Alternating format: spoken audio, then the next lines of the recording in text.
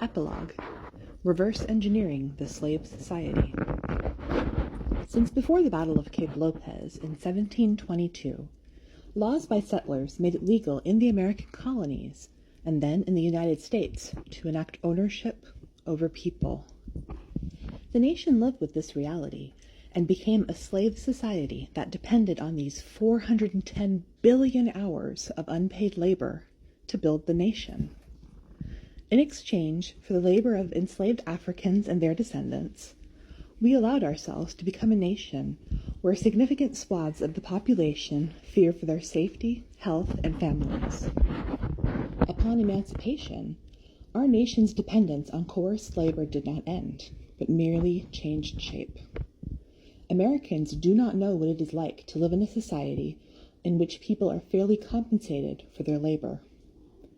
Americans live in a society that, for centuries, stripped people of personhood in order to extract the maximum amount of labor from them.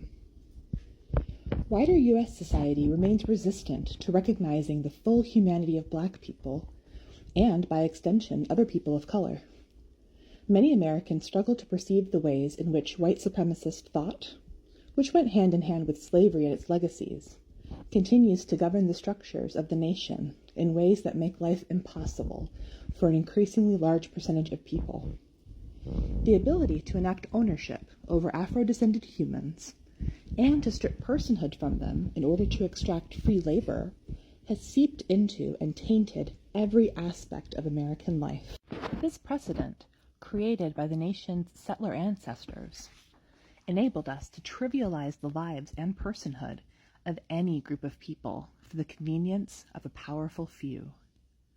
In just my lifetime, I have seen women, children, undocumented immigrants, queer people, especially transgender people, brown people, Black people, Indigenous and Aboriginal people, Asians, Muslims, Jewish people, and disabled people targeted with unjust policies designed to make them fear for their safety, health, familial integrity, property, and livelihoods.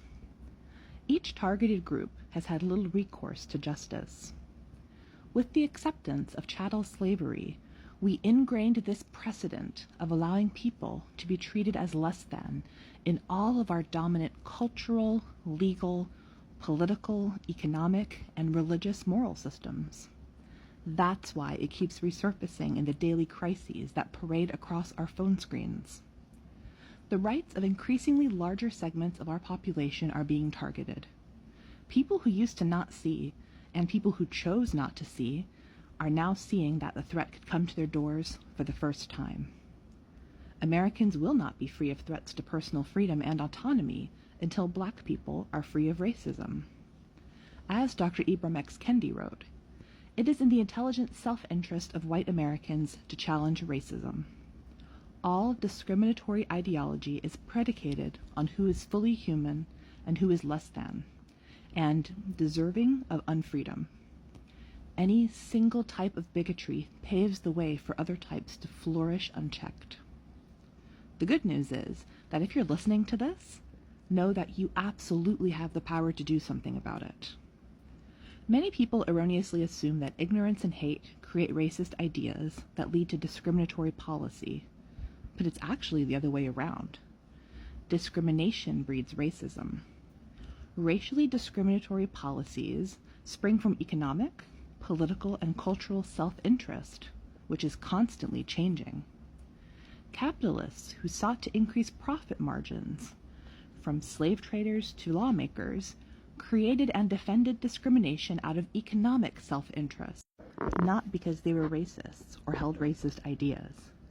The racism came after the fact. Racist policies have driven the history of racist ideas in America. I wrote this book with an anti-racist lens because history told in any other way is inherently racist and harmful. It prevents us from collectively facing our shared reality and honestly observing who carries a heavier load and who carries one that they have the ability to put down on occasion. It impoverishes our culture and separates us from ourselves. History is meant to be for life, as the philosopher Friedrich Nietzsche wrote. He was just one of the many who warned that ignorance about where we have come from leads to ignorance about where we are going. At its very best, history sustains life, rather than upholding cultures of death, like colonialism and white supremacy. Anti-racist histories give us a moment to reflect, and the courage to decide to break with harmful traditions and challenge institutions that do not serve all of us, so that we may together create something that does. For me, the Battle of Cape Lopez provides a lens into how things got so bad. It's a blueprint almost, and blueprints can be helpful when reverse engineering. History is the world I inhabit, and that's where I can do a lot of the work that is important to me. Just as important is the work that exists in your world, your home, your family, your neighborhood, your place of worship, your workplace, and your local institutions and government. Follow the leadership of the community organizers who have been doing this work all along, and equip them to succeed. If, like me, you were born into some type of power, don't be ashamed of it or try to give it up just because others don't have it yet.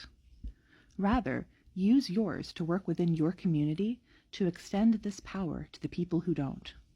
We all deserve power and ease and goodness, and there's enough for everyone. Remember, racism and hate don't lead to discrimination. Discrimination leads to racism and hate. And that's great news, because it's really tough to change someone whose mind is filled with racism and hate. Changing discrimination is a lot easier. Discriminatory policies are dismantled every single day by groups of determined people working collectively in their corners of the world, leveraging the power they already have to fight them. In these ways, we can still change the fate of slave societies.